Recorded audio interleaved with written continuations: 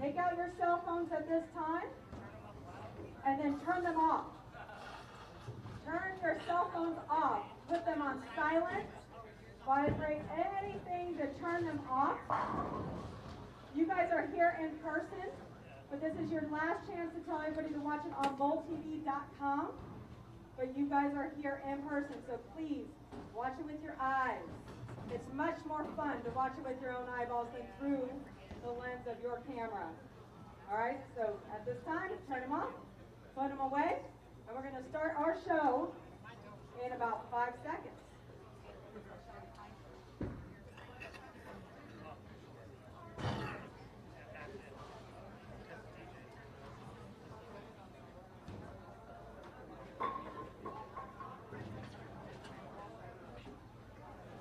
Welcome in, ladies and gentlemen, to the Fountain Valley Open Stepladder Finals. My name is Emil Williams Jr. and pleased to be joined by PWBA champion Josie Barnes. Josie, we have gotten to the point to where obviously a champion will be crowned. The round of 12 presented a lot of challenges, to say the least, and we have our 4 finalists, and we will open today with Clara GTO and Missy Parkin, of course, the hometown favorite. Yeah, you know, it's been a tough weekend altogether, so these women have really fought and battled to get to these top 4 spots, and I expect it to be a really awesome show. Clara, the number 3 seed, she has actually elected to, I believe, have Missy begin the match. And I will double check on that for you. Our number 1 seed is Sandra Anderson, I beg your pardon, of Sweden. It was back and forth. Missy had the top spot for a minute. Clara actually led for a little bit, and then Sandra kind of settled in because of that round of 12. But just looking ahead, Sandra presents some challenges. What do you like about her game? I like its simplicity, you know, and I think, you know, these girls in the top 4 have that. You know, I was able to watch her from a couple pairs away most of the weekend, and she was just able to keep the ball in play where most of us, you know, when we miss little in with big 4, hers just kind of laid off, which is exactly what you want. All right, Clara will start the match instead. And an early 6-10 here for Clara. Well, Clara now having I would say, a pretty solid season to this point. This is her second Stepladder Finals appearance. Of course, she made the show at the USBC Queens and bowled phenomenally. It's a tough one. I gotta be, you gotta be honest when you bowl against someone who is the resident favorite. Yeah. How difficult do you think that is? You know, I think in some ways it's immeasurable because, you know, the fans are loud. You obviously know that no one's rooting for you. Not really, you know, they might clap and do whatever, but, you know, the fan favorite is Missy, but, you know, she's going to rely on what she's relied on her whole career, and that's just herself. Speaking of Missy Parkin, here she is. And for Missy, it's been a near miss, no pun intended, in the Sonoma County Open, where she led by more than 300-400 pins at a point and ended up finishing second. Will she be able to run the ladder, because that's what's the task at hand here today. Yeah, and you know, I think if Missy can get comfortable early, I really like her chances. You know, I think a lot of times the winner of this 3-4 runs the ladder. Sure. You know, I mean, we've seen a lot of people from that position end up going on to take the win, and I think a lot of it just comes to comfort. And you know, she has the advantage because she's comfortable here, she's comfortable around her people, and so you know, if she can hop on that early, I like what she's doing. We'll get into the lane pattern here in just a second, because it was certainly presented as difficulties, and I think that's an example of the pattern itself. Yeah. You know, I said to my roommate, Erin, you know, the 2-8 this week really looks like the big 4. Any kind of 2-8 combination, because there was a lot of friction on the lane, even with the high volume of oil. The fronts here tend to have a lot of friction. But at the same time, your angles were funky. You know, a lot of people think about short patterns being a little straighter up the lane, being firmer. But as the day went on, as the blocks went on, you saw that our feet were pretty far left from what you'd probably expect. Maybe no break on the 9-pin, and Missy had to do some work to secure a spot in the final game. It was not a lock. It was actually between her and Dasha Kovalova at the end. Yeah, and I think some of it comes back to, and she talked about it after, I believe, the first block that she bowled. She struggled on the fresh. You know, getting later in the day was when she really jumped on and took advantage of what the lane was giving her. And so it's actually interesting. I didn't get to see Missy a ton this week, but I don't know that I saw her throw the ball that she's throwing, so she might, you know, have a different look. And watching these women warm up, they were doing a lot of different things because it didn't really look like their balls were controlling the pocket. So it'll be interesting to see how that plays out. And I think that goes into what you were saying about fighting Dasha, because as you get later into this tournament, you're bowling on fresher patterns because there aren't as many people on the lanes. You know, you're bowling a lot quicker. So it'll be interesting to see how that plays out. Good shot there from Clara. And that's how a lot of Clara's strikes looked this week. I got to bowl next to her most of today, and I was really impressed with how her ball was getting the pins to go down. You know, because she's not a high rev player. She's taken her wrist brace off for this season, which has kind of changed her ball roll a bit. But as long as her ball was touching the 1-3, they were kind of going every which direction. Clara certainly maybe a little bit different of her version of herself because of the changes that she's had to make, both from injury and in trying to add a different element to her game as well. Yep. High flush.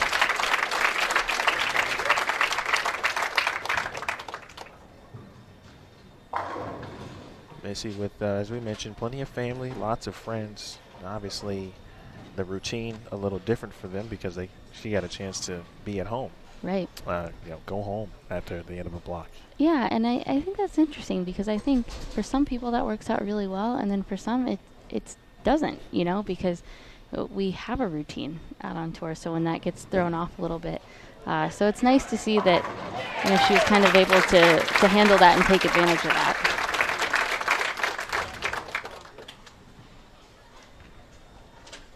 Parkin striking in the third. Again, we are live from Fountain Bowl in Fountain Valley, California. Home with Josie Barnes. My name is Emil Williams Jr. Big thanks to Aaron Smith, Curtis Von Kruger, our tournament staff here led by USBC Hall of Famer and PWBA Director of Operations Tennille Milligan, Kathy Watka, and Kathy Kavicki. Parkin looking to double up. Bang. Great shot. She's feeling it. I've got to imagine, obviously, she will be drawing from the crowd. You know, even in the sense of, it looked to be there was a time where she could have went the other way because of the break she wasn't getting today, and really throwing some decent shots. And then down the stretch, both players, I should say, Dasha and Missy were just literally right there, pins back. I think 5 pins was the difference at that time, and she was able to double at the end. I think that's one of the hardest things as a player because I do believe that breaks come back around at some point. But when you start getting into those moments that matter, and they don't seem to be falling, to stay committed to what you're doing and not let it overpower the moment. Clara GTO through the Tucson Open. 7th on the PWBA points list. Mentioned the Queens show she made, finished 3rd there. 15th at the Twin Cities Open. She actually did miss an event this year. Yeah. Because of... makes it even more impressive. Yes. Going to compete in the Central American Caribbean Games and Championships. That was in Lincoln. And then last week finished 12th, and the week before finished 12th. So this West Coast swing has been good for a lot of players, I've noticed, looking at the stats. Now, I will say, interesting point, Clara is actually throwing a different ball on each lane. So from what I can see, she has an asymmetric ball on the right lane, and I believe the one on the left lane is a bigger symmetric piece.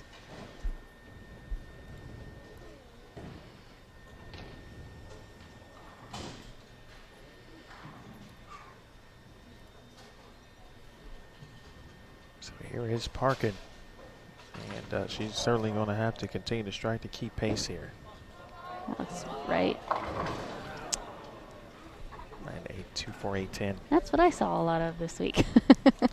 Miss Wright and I had some sort of 2-8-10 combination, and I think that was pretty consistent across the board.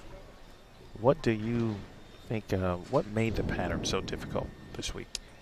I think the pattern in general was difficult, but this is only my 2nd time bowling at this center, but the one thing that seems consistent is the fronts seem to hook a lot. So when you add that to a shorter pattern, it's hard because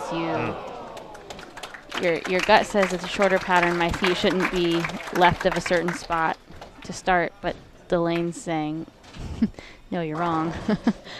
So being able to find that perfect match of where do my feet match up that give me at least a little bit of room for error, but then what ball matchup is the best. And specifically through this house, there was a lot of left lane, right lane differential I saw. One lane would be 3 or 4 more than the other. And, you really start to question, is it the lane or is it what I'm doing? And that's where the ball reps really come into play. Being able to kind of help you with that information. You can walk back and say, hey, I think this is 3 more than the other lane. Sure. Is that something that you've seen? Is that consistent? Yeah, it is. No, it's not. I don't know. No one said anything, but, being able to kind of bounce those ideas off of them. Missy leaves a 4-6.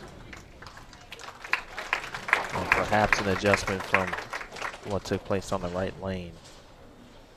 And now she's in a situation where she's certainly going to need them all based on what the start that Clara has presented here.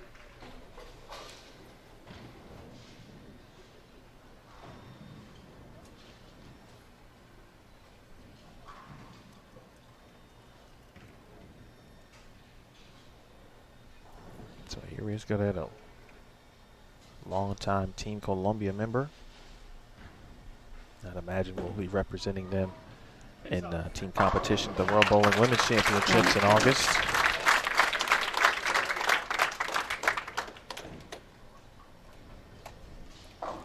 To me, Clara has that look in her eye, the way she's carrying herself.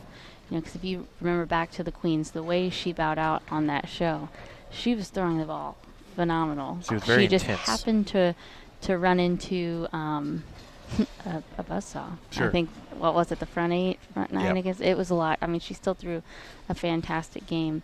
And I thought she had the look of, I'm going to do it here. So I expect, if not today, at some point this season, it's going to happen.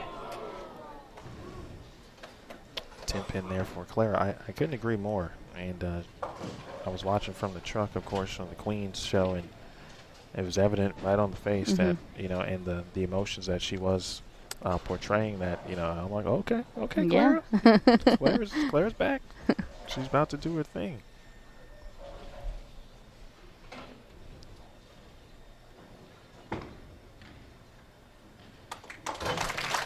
The winner of this match will face the number 2 seed, Banna Cote. And Bree and Missy Parkin, 2 of the 4 finalists who made the show at this very center last year. Missy was the number 4 seed last year, finished 4th. Cote was the number 1 seed last year. She lost to Danielle McEwen in the title match. DMAC, by the way, did make the round of 12. Parkin needs some good stuff here.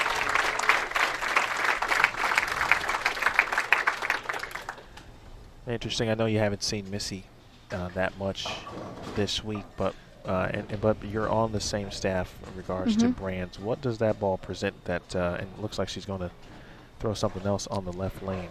Yeah, it's a symmetric ball that tends to be a little cleaner, but it comes off the spot. It's a little more responsive. I couldn't exactly see how hers is laid out. You know, that would dictate some of that. What she's going to on the left lane is an asymmetric ball. So it's funny because I think it's the opposite of what Clara's doing. And they're both on the same staff. Clara's throwing the asymmetric on the right lane and the symmetric. But that shows you the difference in games, right? Like it's pretty clear that there are some pretty big differences between the two, ball speed being one of them, rotation and tilt being another.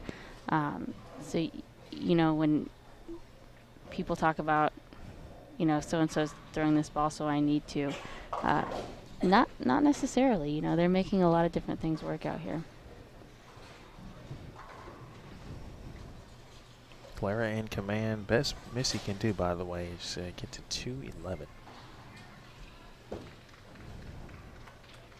All right, no love on the 7 for Clara, but another quality shot.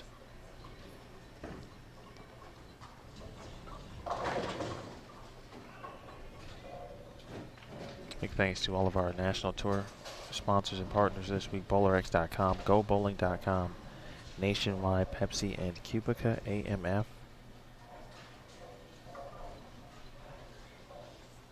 Final event before our second major of the season, the U.S. Women's Open, and the spare taken care of by Clara.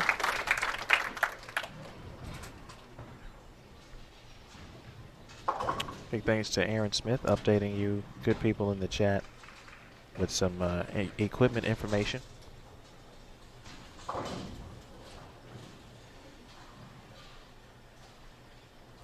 Clara keeping on the lane, stay clean, and she is going to advance for Missy. Still with some life here.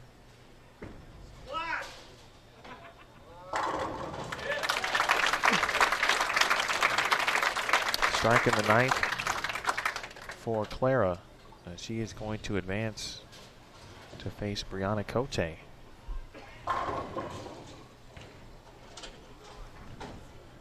Look at Missy Parkin and the many fans. Certainly a lot of them are hers, but the fans here in wonderful Southern California, Fountain Valley, have been great all week.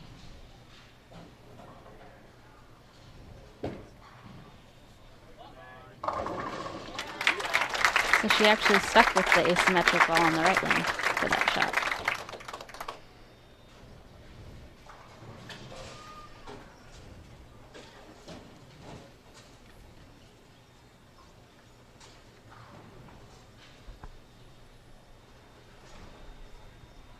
Frame. Were any surprises, you think, in the way each player decided to play the lanes based on what you saw this week?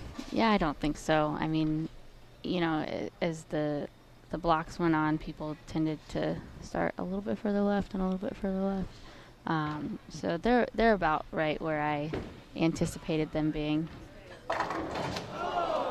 Shot.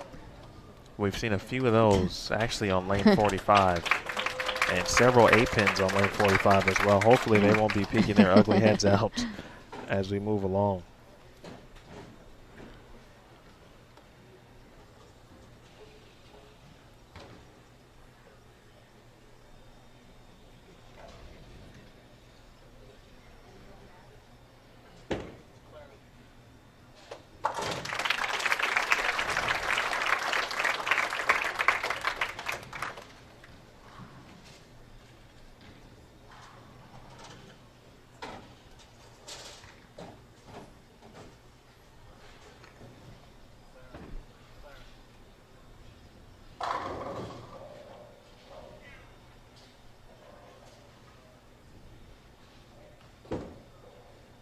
Final shot for Parkin. And a very nice round of applause. And congrats to Missy again on another great week. I know she's disappointed, but she has to feel really good going into the U.S. Open. She's had a couple stellar weeks here in a row. I guess if anyone should benefit from the West Coast swing, it would be someone from California, Yeah. from the West Coast. But she has bowled very well.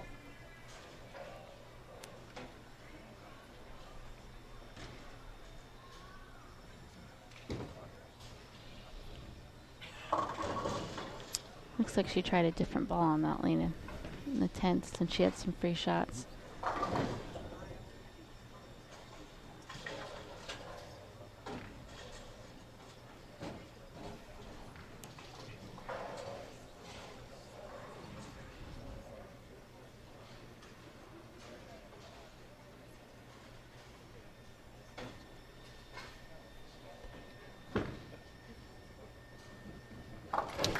What Clara? What might she give a try here? You think on the field? Well, she just tried a cleaner, symmetric ball on the lane that she was throwing the asymmetric ball on, but she's switching to another one. I can't really catch what that is. So I know from watching her this morning, she didn't stay with the asymmetric ball too long, I believe. And she had gone to the cleaner symmetric, but that actually looks like the ball she was throwing in the left lane. Yeah.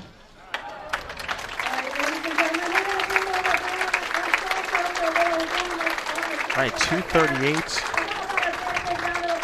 to 189.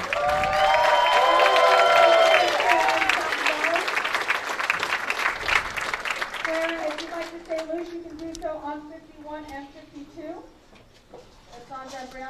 As we mentioned, Clara will now face Banna Cote, the number 2 seed here.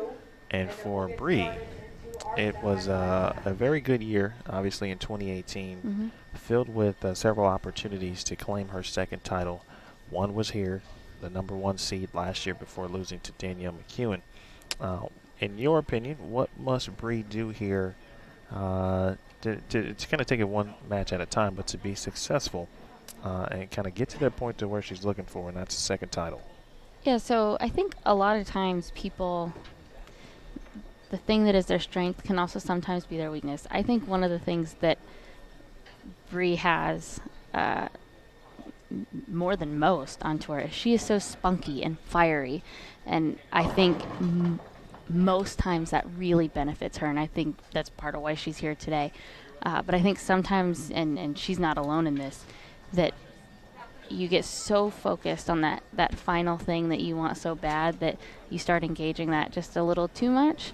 So I think the more that she can control her emotions and take it shot by shot, because this is a difficult pattern, and like you saw Missy go back-to-back 9 pins, there can be some really frustrating moments. If she can handle that, I think she'll be all right. We get a few shots here of Sandra Anderson and Banna Cote here in just a second. Well, first, Sandra, for those of you who may be just getting introduced to Sandra from Sweden, she is the number 1 seed, so she gets a few shots as well prior to going back to the warm-up pair. What's Sandra Anderson thinking right now as the number 1 seed? What's going through her head? I probably wouldn't understand it. I think it's probably in a different language. Nicely done. I think it's, I hope that it's just keep it simple. I think Sandra has bowled in a lot of big events, a lot of cool events, won a lot of things. But this is her, her shot at winning a PWBA title. So I think the more that she can keep that out of her brain, the more successful she'll be. I think that they're going to have to keep up with transition. I felt like it transitioned pretty quickly this week. So if you see something, do something. Don't necessarily question was that a good shot or not, because you've been making good shots all weekend, and just roll with it. Fountain Bowl in Fountain Valley, California. As we give you a quick look inside our broadcast booth certainly for today.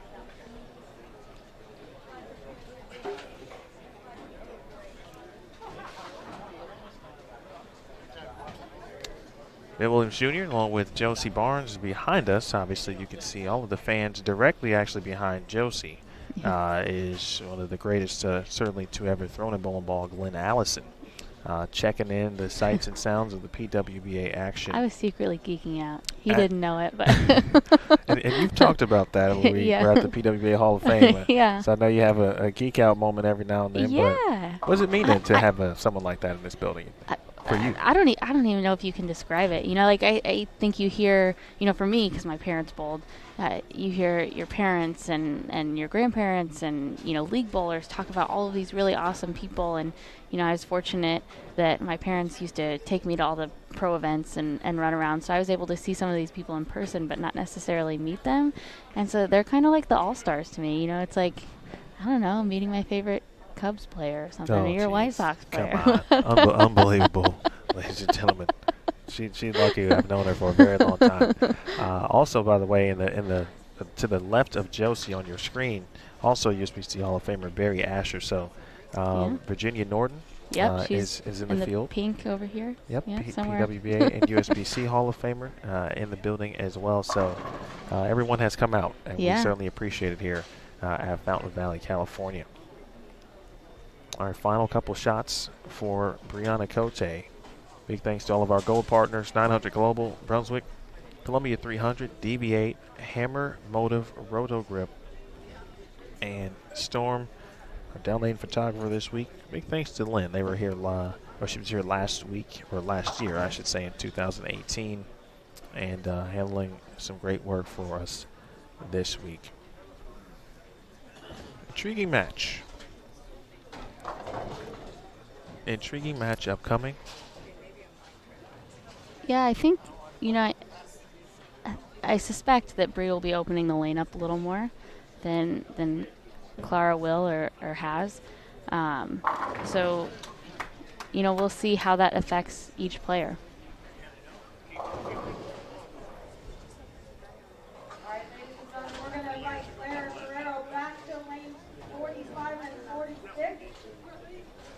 Cote is the higher seed, and she's going to determine who's going to start the match on lane 45. Okay. So, Brianna, who would you like to start the match?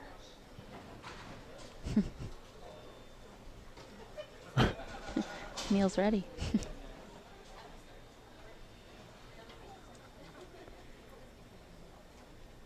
Looks like Bree maybe is going to start. I think that's what she said. Yep. Cote is going to start the match on lane 45, so we're going to get the names back up here. And then we'll get started into our semifinal match. Gotta erase some of the frames. There was some, all of the volunteers this week were also very fantastic. They were right on top of it. Very helpful. Indeed, big thanks to the staff, proprietor here, Gary Foreman. Well, there were a couple of dead woods out there this week, and so yes, there were. The staff we're getting the workout in a little bit. I'd like to introduce Barry Asher, who is going over here. And as we mentioned, Barry Asher getting a nice round of applause. Most people in this building, I'm sure, know who he is. He does run the pro shop here.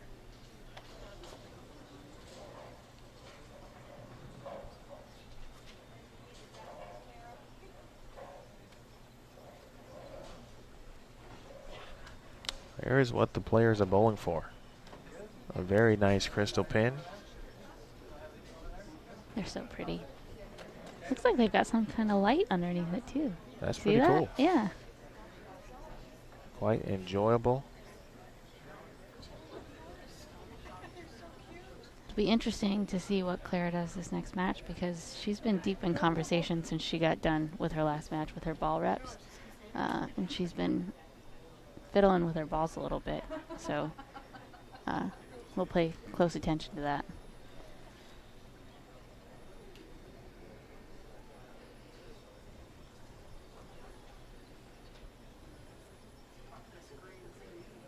Well, we're just waiting for the screen to cooperate. as we talked about our staff members working hard.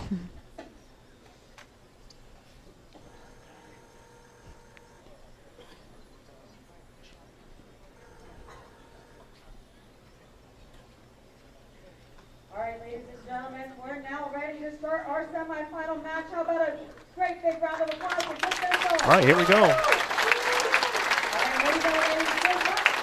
Let's go. Banna Cote will start, the Red Rock, Arizona native. Last week, she was in the position that Missy was in today as the local favorite. Ended up finishing 11th last week, and now booking top 12s. An opportunity to win her second title. First shot for Cote. Bang. It's a great shot.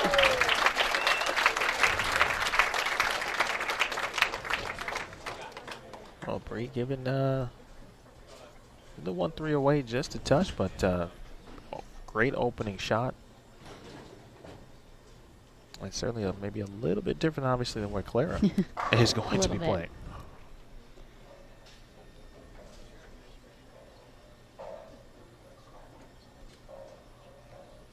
Clara won 2016 Go Bowling PWBA Players Championships, her first and only title to this point.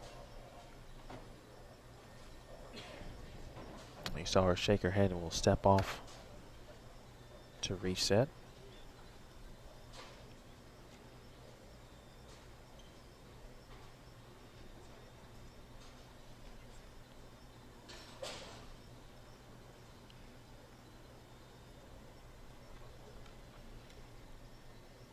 It's interesting.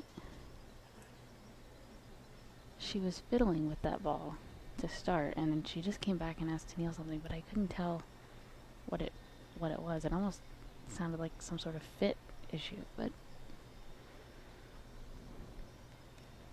well, she's going to go through it. Let's see from the side angle here.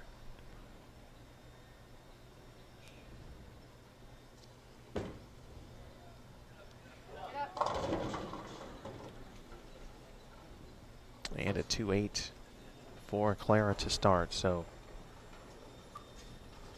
a little bit of some uncertainty so far. We had an a interesting start. little screen action going. That had a little delay on that. Clara wasn't quite feeling right and stepped off a little bit.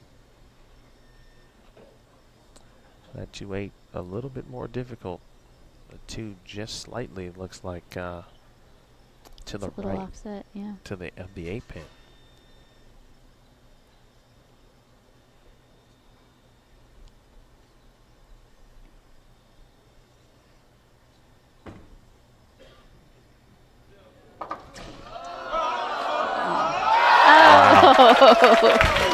Wow. How many times did that rock back and forth? That was crazy.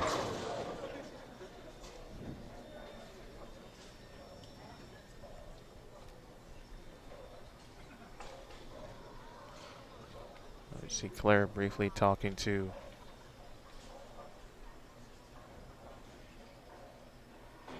Tennille for a second, and now talking with her ball reps. I think she's maybe not feeling well. Brian ran to the paddock and got her an apple to eat. Like, I thought maybe they were talking about balls, but when he came out, he had handed her some food.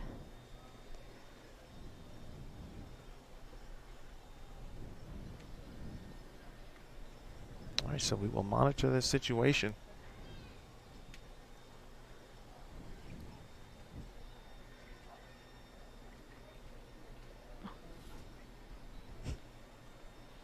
So Clara will step up here.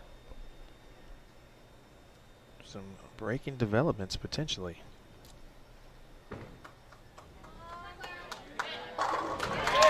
Good shot there. And Clara unsure what's going on, but it looks like either way, she's going to try to gut it, grind it out. A quick smile. She's talking to Brian O'Keefe.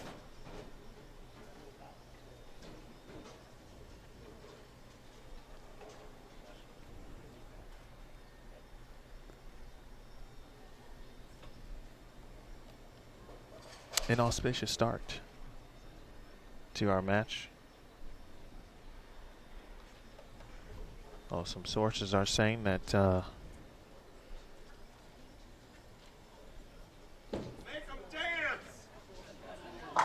nice shot there from Cote. Clara not feeling well right now. And so again, we'll keep an eye on that. But Cote,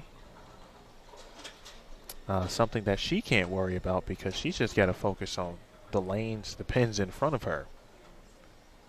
And starts out with an early double. I don't know if it was just me, but perhaps it looked like she was throwing two different balls, but it probably was just me. Yeah, it's hard to say. That one looks pretty shiny. I can't tell from here. You know, it's interesting. You never wish bad on your opponent or hope for anything, but you know, if Bree was at all nervous, this does have to loosen her swing up just a tad. Cote for an early three-bagger. Good shot. Oh, absolutely. Yeah. Which is really impressive because I thought when they started warming up today that Bree didn't look real comfortable. You know, it's kind of left, right, left. So those first three shots are really impressive.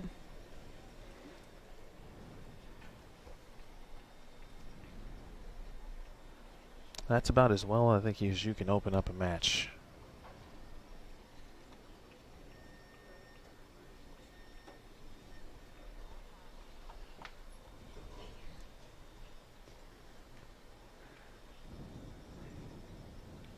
So Clara's still in the game here.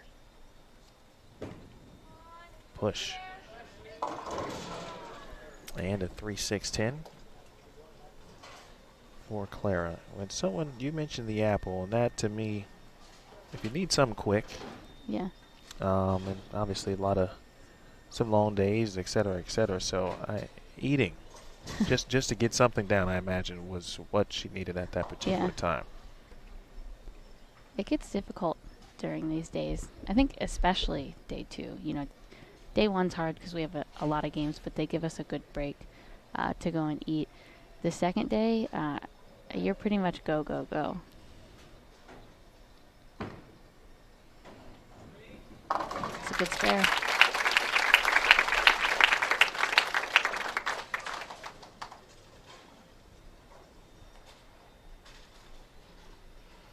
So if you're just joining us, this is match number 2, semifinals of the PWBA Fountain Valley Open. Neil Williams Jr. joined by Josie Barnes. And we are into, again, match 2. Missy Parkin was in our opening match. She was the number 4 seed. Clara Guerrero defeated her 238 to 189. This is the 3 versus the 2 match. Banna Cote, the number 2 seed, making a return visit to the Stepladder Finals at this event here today.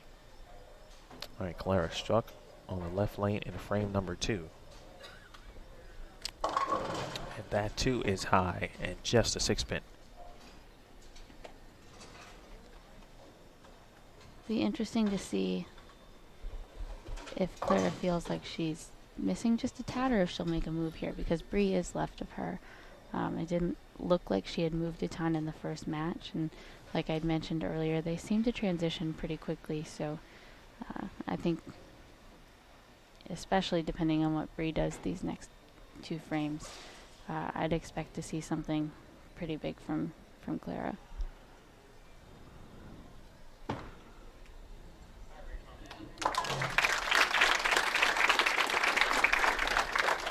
All right, spare made for Clara. And now for Cote, who has come out firing these first 3 shots.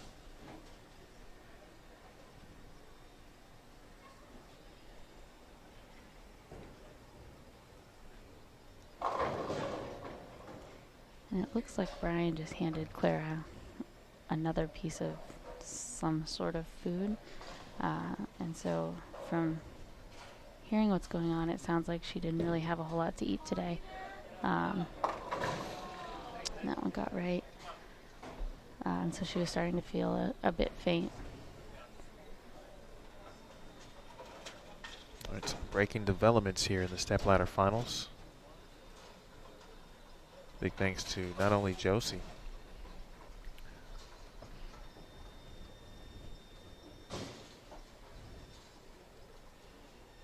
I think sometimes when you get in these moments as well, like I've never really forgotten to eat. Sure. However, there are times where, you know, especially with as well as Clara was bowling this morning, like your adrenaline just starts going. And like I said, there's not a big break. Anyway, Nicely great done. spare. That sometimes you think you feel better than you do, and then it just kind of hits you all at once.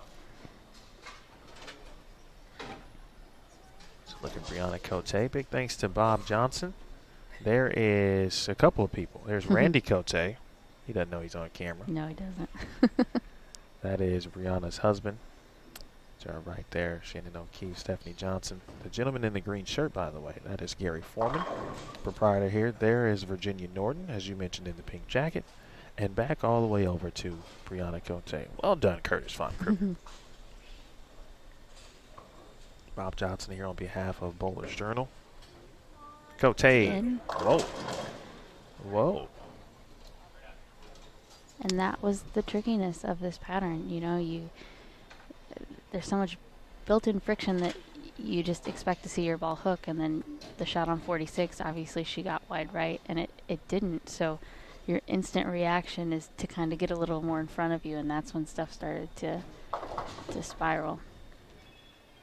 And nothing looked like a makeable this week.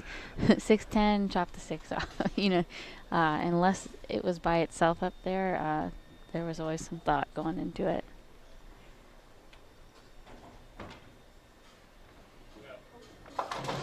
Wow. You better shut your mouth. I know. She can blame that one on me.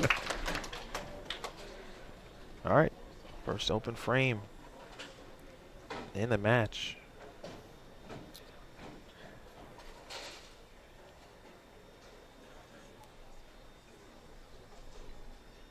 The trophy. And Clara GTO. Someone mentioned in the chat, standing room only. Yes, indeed, that's the crowd you love to see for a championship. Fifth frame for GTO.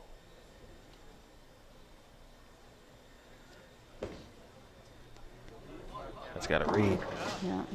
Yeah. And a 2-7-8.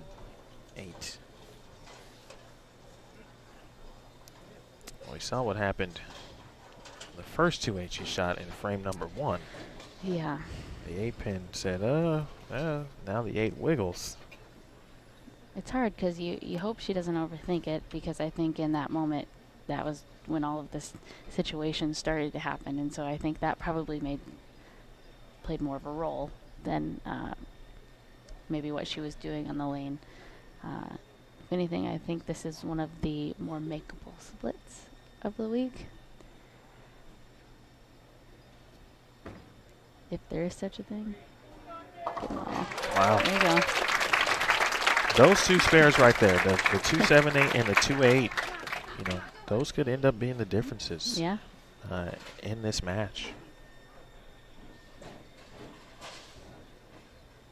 So Clara pushing through here, as Josie noted earlier. Big thanks to not only Josie, who was playing the role obviously of analyst and a little bit of sideline reporting, and some fellow sideline reporters that we do have out there grabbing some information. But Clara got a little dizzy and needed some food, and so of course one of the refs, Brian O'Keefe, he got an apple and something else as well. It's got to push. Yeah, I think she's going to have to make a move here.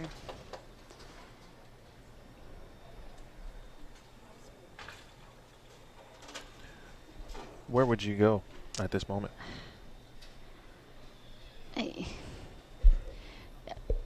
What would I do? Well, my instinct would be to start shifting everything left, but I'm also sitting in this chair and not down where Clara is.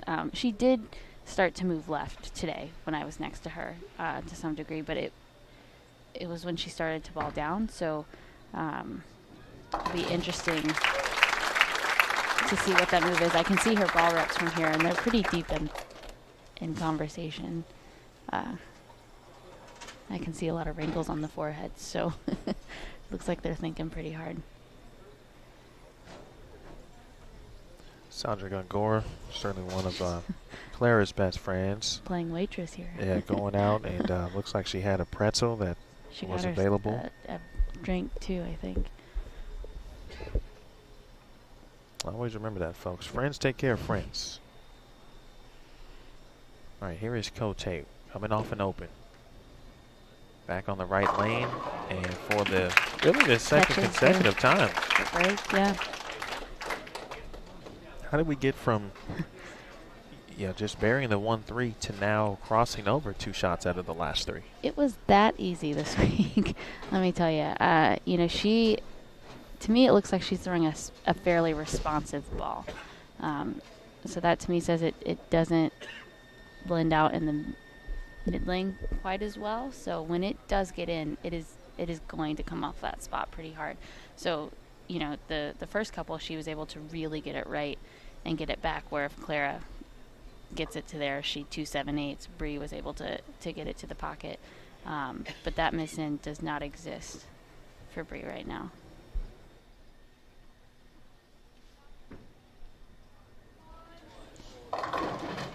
Wow. Cote has really just lost the look. Every ball rep, just about every player that I talk to, when I asked them to describe what they saw, what they're seeing, there were some intricacies, but the resounding response was, they are hard. Yeah. They are difficult. Extremely tough. We meet with our ball reps at the end of practice session on Thursdays, and one of the things that Brian said was, the most important ball in your bag this week is going to be the plastic one. He was not wrong. Plastic ball worked to perfection there for Cote, and I think even still, though, with that being said, I overheard Cecil say he drilled between all the staffs 40 balls this week, which is a lot for him. He said 32 maybe Thursday night. wow. Yeah, so he put in plenty of work this week. There are some days where Cecil is still out on a Thursday night, even after we leave, and we leave pretty late. Yeah. Great There it shot. It looks like she moved, opened it up a little bit. So after what looked to be a situation for Clara, who stepped off the approach in frame 1, needed some food, did not feel well, feeling a little dizzy, has worked her way through, feeling better, at least well enough certainly to continue on. And if you thought that Clara was even thinking about removing herself from the match, she had the worst back spasms I'm sure she's ever felt in her life at the Queens. Yeah. And finished both matches. She was in the winner's match when it happened, and then of course she lost the match and finished the match in the contenders bracket. She moved left there. Great Good shot. Chops the 10 out, does Clara, and all of a sudden, a match that seemed like Cote was just going to come out and dominate. Clara has not only taken the lead, but the momentum. That's how quickly one of these one-game matches can change. One good break here, one bad break there, and the momentum completely shifts. One pin match.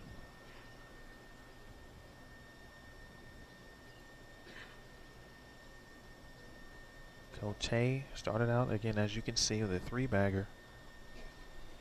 Ran into some trouble. Can she get back on it She here? moved a little.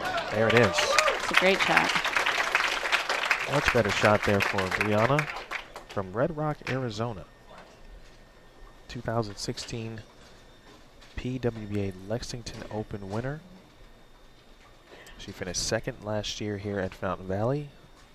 Then at the time, this was the 3rd event on the on the schedule last year. Correct. And then followed it up with the Queens, correct? Was the #1 seed Yeah. there. Finished second. Made another show in Harrisburg. Finished third, if I recall.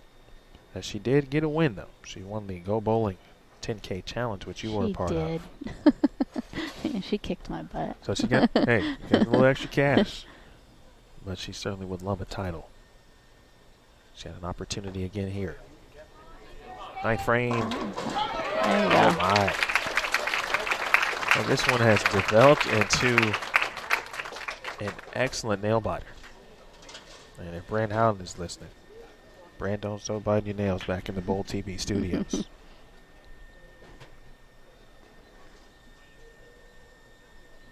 They're the longtime Team Columbia member.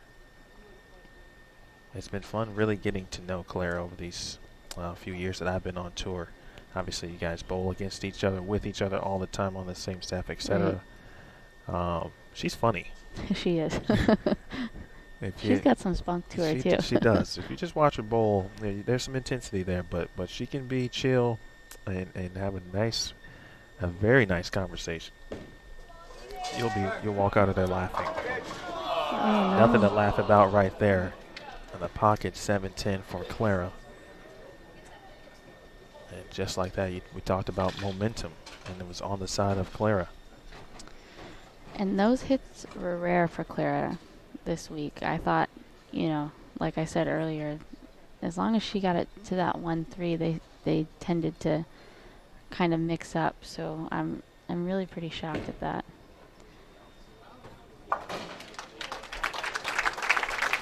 All right, she takes the 10, and now 200 even. She's got to have all three here to give herself a chance.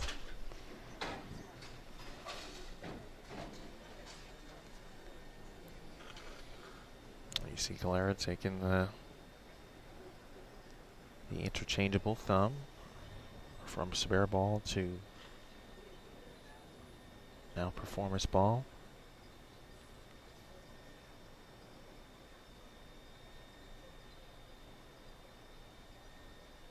Live here on Bowl TV, 10th frame.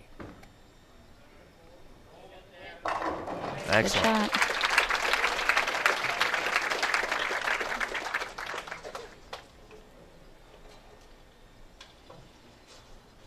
Well, there's a couple situations. I'm not going to say them because you yelled at me last time. So. Well, that's just because we jinx someone, but we do that all the time here. Yeah. I know I do here on Bowl TV. But we could have the possibility of a tie. And that's why, of course, as Josie mentioned, all three in the 10th important here because that would force a mark. At least from Cote. That looks in. Yeah. All right, 4-7.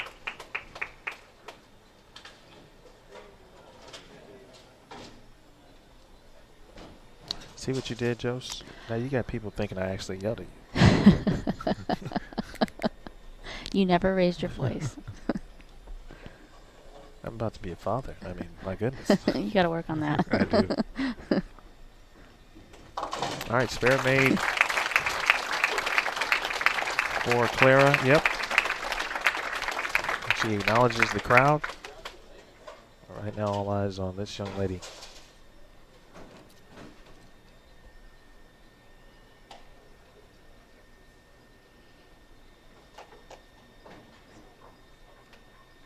Cote just looking at pins here. Solid count, and she will be back in the position she was at last year. Very rarely do you get that same opportunity in the same center to try to redeem yourself, if you will. And that is what this has turned into. It's in. Either way, that's going to be enough to advance to the title match. But you see her shaking her head because this is something she's got to figure out. Yeah. I mean, I expect her to make this spare, but it'll be interesting to see what she does in the fill. Because when she throws that ball good, it looks really, really good. But as soon as she misses a little in, it seems like she's, a little on edge because she's unsure of what it's going to do. So we'll see if she's going to try something different or if she's just going to fully commit to this and call it good. It looks like that's what she's going to do.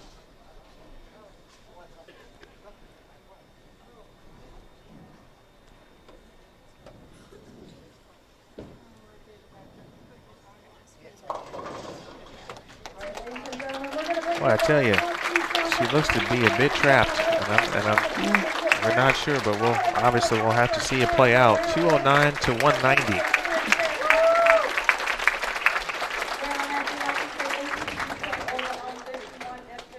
So you're 1 versus 2. Sandra Anderson. Been saying it all day. It's because you have a Sandra and a Sandra. We do. Sandra Anderson from Sweden, your number 1 seed. The last time you saw her on television or Stepladder finals in regards to the PWBA was 2016. And for those of you who have joined us throughout the week, and we chatted about that and the USBC Queens.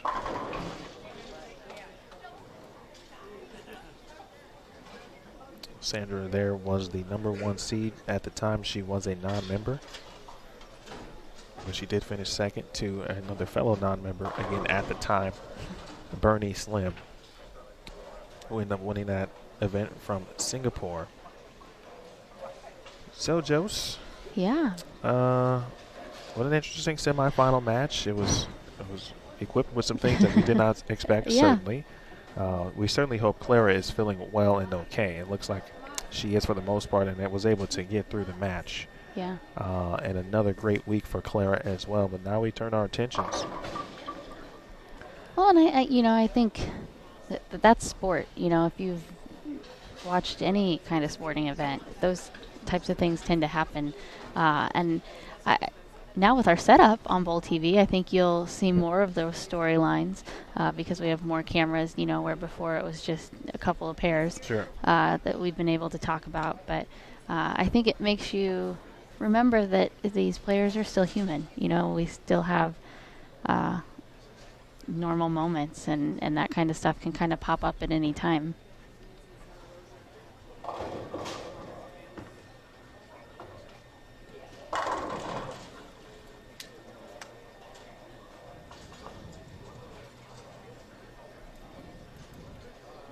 It'll be interesting because I think that Sandra's really only throwing 1 ball in the warm-up, so it kind of looks like her and Bree are going with the same type of game plan. They have what they know they want to do, and they're sticking to it.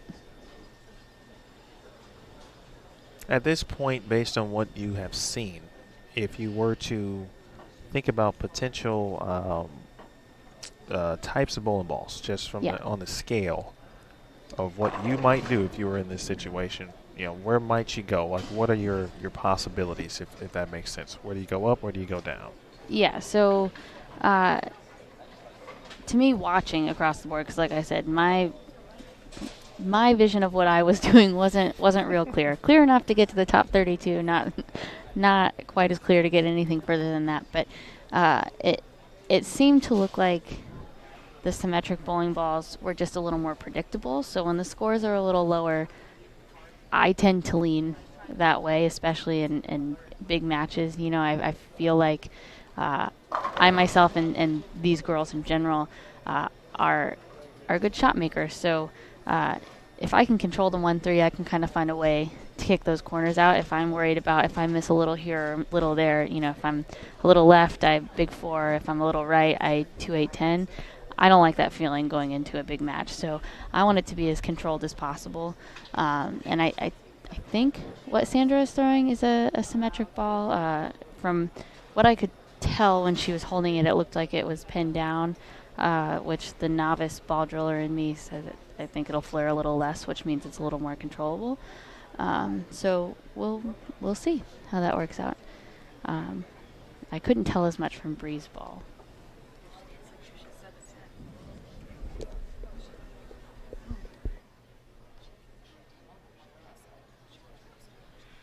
Sandra has 1 more shot on lane 45, and she has expected to have Brianna start the All right, Banna Cote will begin. Sandra Anderson, of course, the top seed, has elected to have Bree begin the match. So a couple more warm-up shots here for Anderson as we watch this, and we'll see, as Josie mentioned, similar game plans based on what we saw from Banna Cote.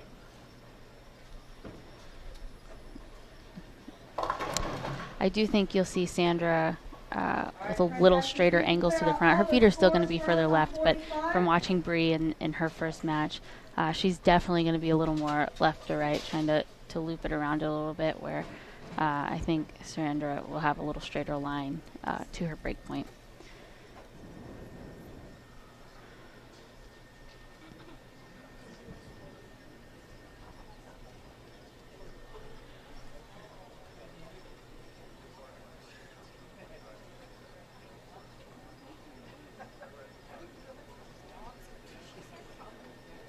All right, Anderson looking for her first PWBA title. One of several talented players from Sweden. We saw them come over last couple years, certainly. Yeah. Nina Flack was here this week. Victoria Johansson was here Yep. this week as well. And we've seen Nelly Blomqvist a few times already, both in the last couple years also. And so if you're unfamiliar, it's a good opportunity, obviously, to see some other players, obviously, outside of this country. You don't get to the top seed at the USBC Queens for nothing, folks. And so she is here yet again.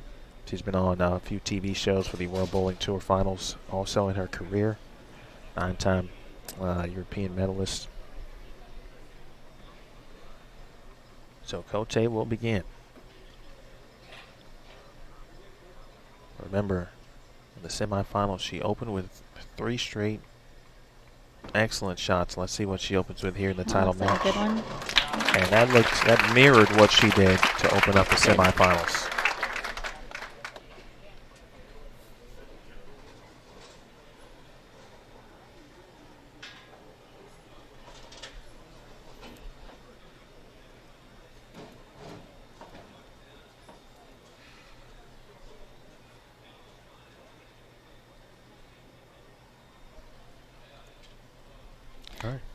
I think it says a lot too that you were just talking about all the Swedish players that have come over, but we've had a lot of international girls come over to start this season, and I think it says a lot about what the USBC and the BPA have done for women's bowling, that these girls that have to travel a really long way from home think that what we've got going on is worth it. And so kudos to all the people that have been involved, with getting us to this point.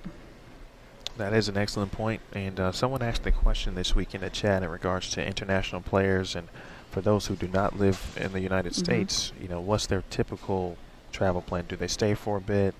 Do they go and come back? And most of the time, as I mentioned, they tend to stay in stints. Yeah. So they'll come for somewhere between 2 to 4 events. Correct. To make it obviously worth their time. If they're going to travel that way, they'd love to bowl more than one event if they can. And a 10-pin early second frame for Anderson after tripping the 4. Especially that kind of traveling, just the wear on your body. You're definitely not going to come for one, go home for a couple weeks, come back for one, because the time change and the stuff you've got going on there doesn't really provide for the best start to an event. All right, clean through a couple here. And Sandra. I saw her support system here. Again, some of the players that we mentioned. I heard them somewhere. Yeah, they went on over, got good seats. In fact, they are just to the right, to the left of Banna Cote.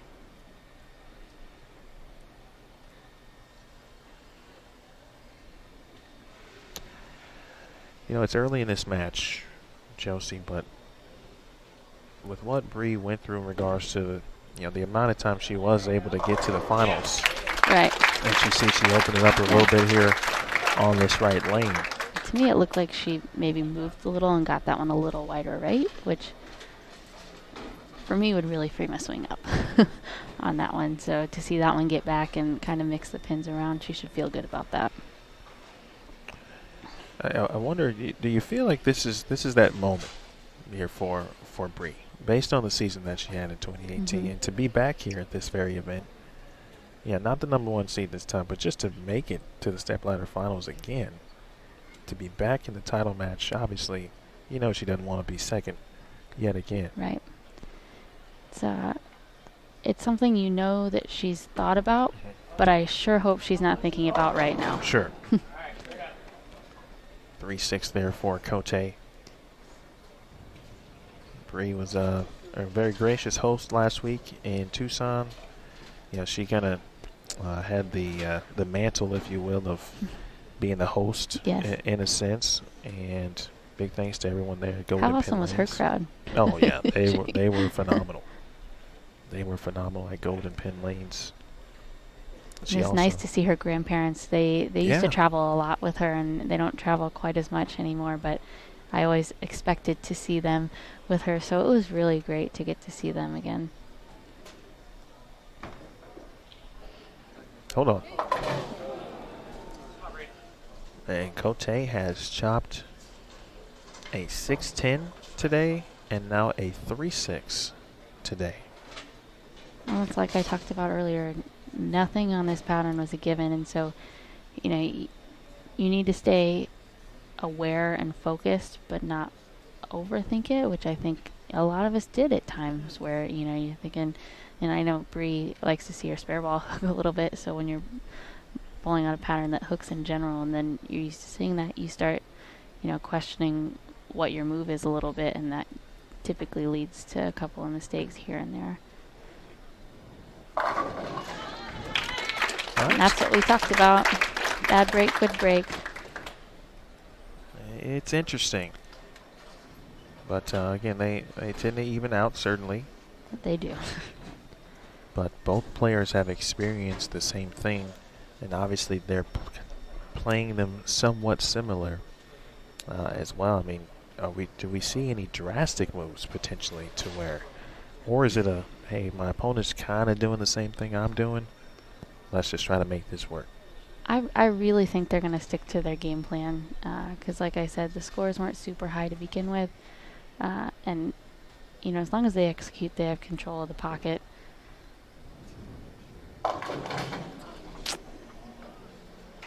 And the first real sign here of trouble for Anderson. 4-6-7.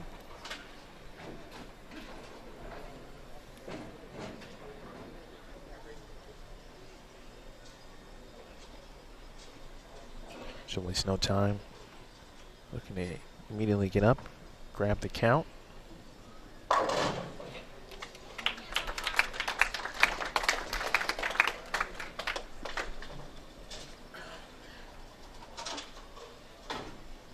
All right, so Cote, after chopping the spare in the third, he gets an opportunity right back at her.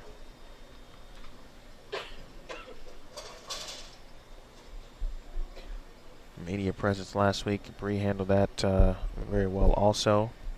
Had about 5 or 6, actually 7 total outlets that came out. Wow. And there were a couple that she talked to even before the event began.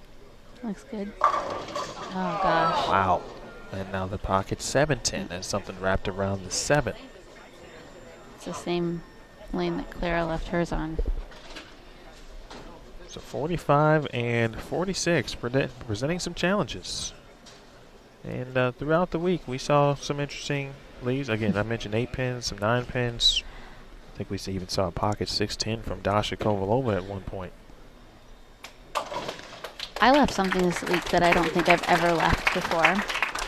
It's the 2, 4, 6, 8, 10. Oh. Did you have to do that in your head? Yeah, I did. I was looking at 2. Yeah. Oh, my. I've seen it left, but I can confidently say not one of my prouder moments.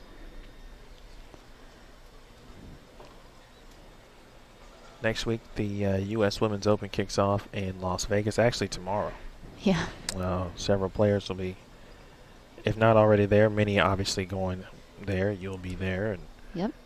everyone else actually that we're watching right now from Texas Station, Bowl TV will be there for you. PTQ tomorrow. Come on, just 13 pins.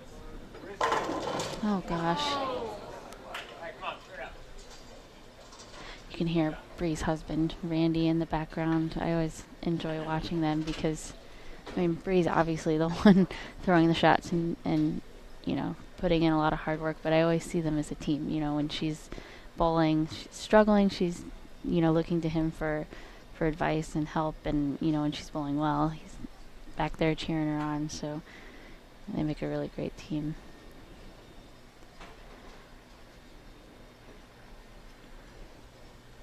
Spare ball in hand for Cote as she looks to take care of the 9-pin.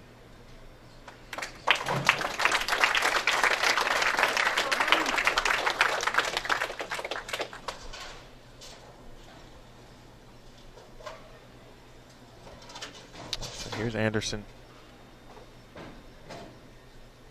Sandra's gone Brooklyn. A couple times last time up on the right lane, she did go Brooklyn. 6-7 on the left lane. I believe at one point, I don't remember which round, but the right lane was giving her some trouble. She ended up making a ball change and proceeded to throw 3 in a row. And she too leaves a 2-8. And so this is one of those situations, I think, where I think anything is in play at this point, especially after watching what she did during, and I don't recall I don't think it was this morning. It might have been last night. But she ended up throwing 2 different balls, 1 on each lane. And I feel like, you know, when the title's on the line and you know you've done something like that already on the same pair of lanes. Well, and it's not out of the realm of possibility because the first 2 competitors both did it at one point, right? So we know that they are different, that these players are seeing something different. And it's like I've said before, if you're trying to make something work in a title match, you're probably not going to win. You know, you just need to be able to let the ball go. And so if you feel like you're having to force something, it's probably time to just, you know, gut check and do something different.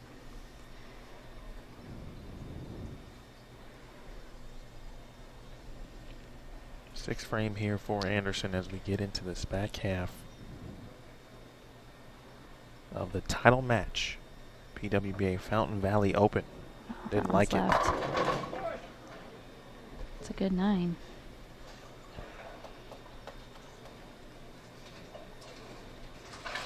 This pattern, these lanes have presented a challenge that I think has been unique to the season so far. And every week is obviously unique because there's a different challenge, there's a different pattern.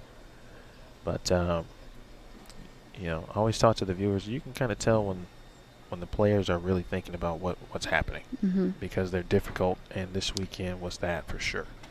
Well, and I think sometimes it's both sides of the coin when we've been to a bowling center before. So I think in some ways, when we're at a new one, people think freely and really buy into what they're saying. Where, you know, I only bowled here 1 year before, but you know, we bowled on a longer pattern. I think it was 43 feet here last year, but we knew the fronts hooked early, and so trying to utilize the information that you have from the past to benefit what you're doing, but not relying solely on those things, and understanding that we're on a new pattern in a different place. And so I think sometimes we can get caught up in maybe too much information, and, you know, because we have been here. Oh, wow. Nearly the second 7-10 on the right lane for Cote. This one's anyone's match. Yeah. And so that's, to me, the fear with the angle that Bree's playing, because, like, I think that one was a great shot, and I think she would say the same thing. But when you start opening your angle up that much, sometimes you just get a little behind the head pin, and the pins just don't really go where they're supposed to go. And so, like you said, it's anyone's game. I think if Sandra could free it up a little bit and make the right adjustment, her ball would probably go through the pins just a little better. But Bree, to me, is making the better shots at this point. It is a 3-pin match right now in favor of Sandra Anderson from Sweden. This is the title match, if you are just joining us, of the PWBA Fountain Valley Open. Third event on the West Coast Swing. Seventh event overall on the PWBA Tour.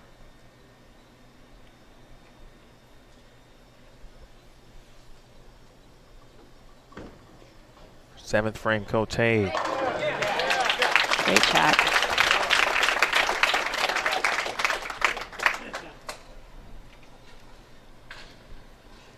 Talked about the husband-wife relationship, and she goes and chats. They share a quick laugh.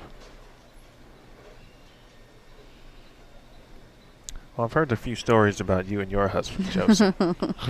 Yeah. That's an interesting dynamic, though. I mean, how does one navigate that when? I mean, I think you evolve over time. Like, Kyle's my hype man. I guess I try to stay great shot. I try to stay pretty even keel, and he's one of those super intense sports fans. So, he really tries to to get me pumped up. I think it's an interesting one to navigate because they're the person you just want to vent to. But they're also the one supporting you. So, I try to be careful about the way I say things when he's around, because I'm ultimately the one throwing the ball. It's not his fault. Eighth frame, Anderson looking for a double. She moved. Oh, wow. All right, you mentioned the move. How much do you think? Yeah, I don't know. Honestly, she popped up out of it a little quick for me to see where exactly she was sliding. It obviously did get further right down lane, but it kind of looked like she picked up and paralleled right. But like I said, it was hard to see where she slid into.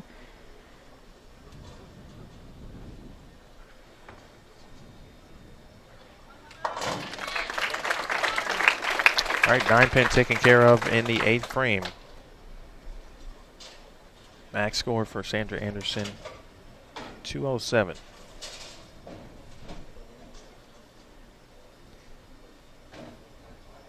Cote max at 224.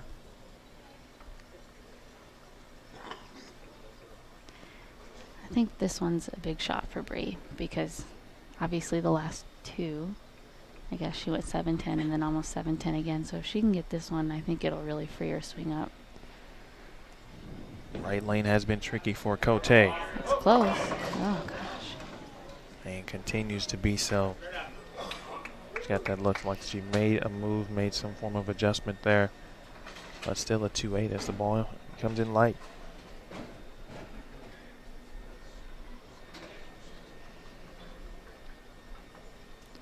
To me, this is one of those moments where it would be so easy to get frustrated. But this isn't an easy spare on this pattern, and it could be the pivotal one of the match when it comes down to it.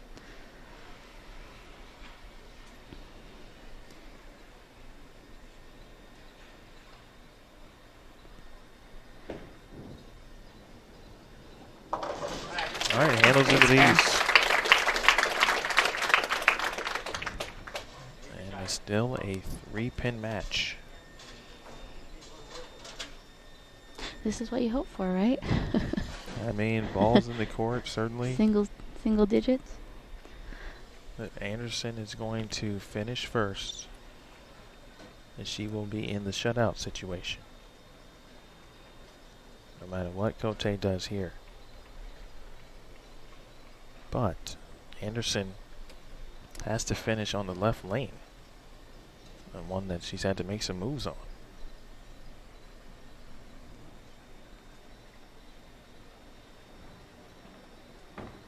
Ninth frame shot for Cote. Bang. Great shot.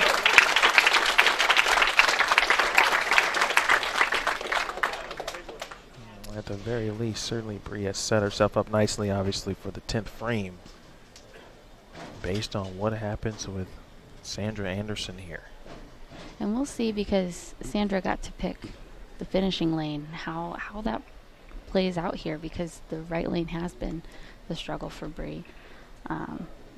But Sandra hasn't looked real comfortable the whole match, so we'll see how that plays out.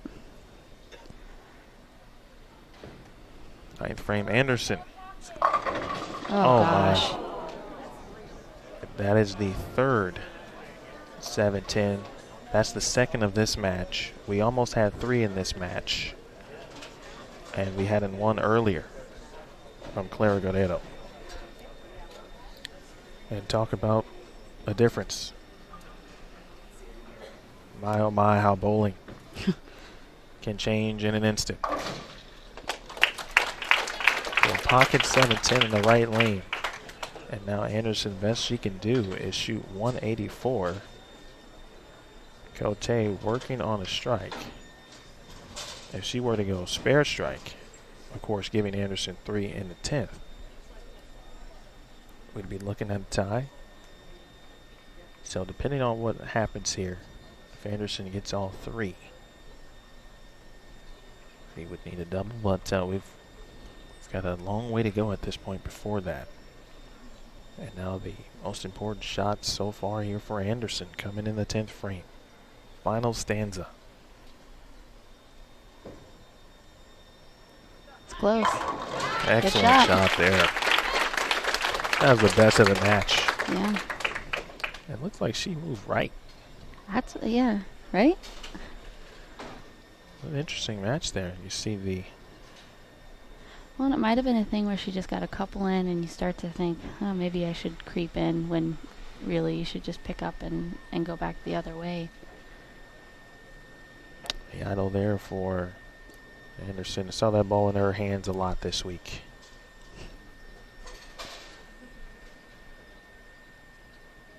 Big shot coming up. It's close. There it is. Wow. Delivering when it matters most. Regardless of how this turns out, to me those 2 shots are the sign of someone who knows how to win, right? So she catches a bad break on the right lane at quite possibly the worst time, and she's able to gather herself on a lane that she hasn't really been able to execute on, and make 2 really perfect shots. She has been in situations like this certainly before. Not her first time, but it is her first time on the PWBA tour, or second time. We talked about that Queens. There it is. Push. And it does. And you see it. You saw the emotion. The fist pump each time. And she knows she That has was now fantastic. made Banna Cote put in the work here in the 10th frame. All right, Jose. All right. What do you got here? What do you think? I've got sweaty palms. That's what I got. If you're into sports at all, these are the kind of moments that just get you on the edge of your seat.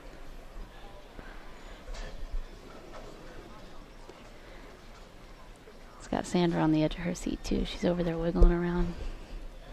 She did all she could do. Mm-hmm.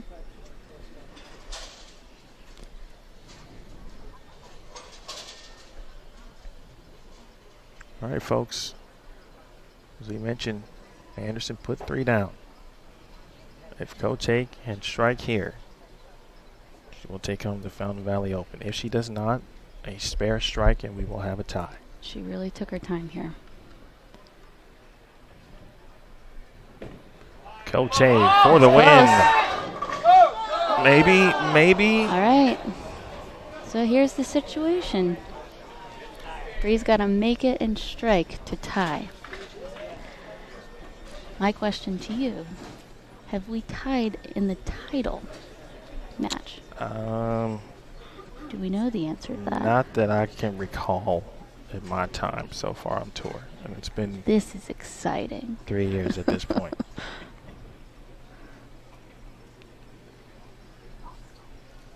Cote last year, again in the situation a little different, but must make the spare and strike to tie.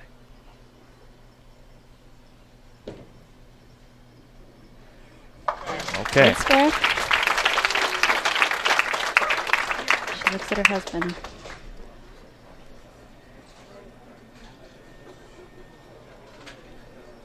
Simply put, She's taking another re-rack.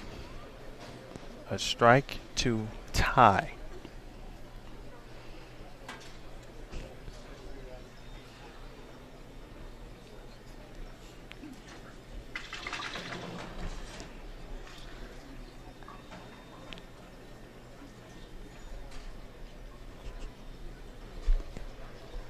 Anything less and Sandra Anderson will win outright if Cote is able to strike. This is where I wish I had two sets of eyes, because I want to watch Bree's shot, but I also want to watch Sandra's reaction. Cote ready.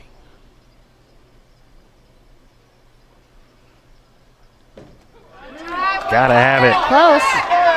Oh my gosh. Are you kidding me?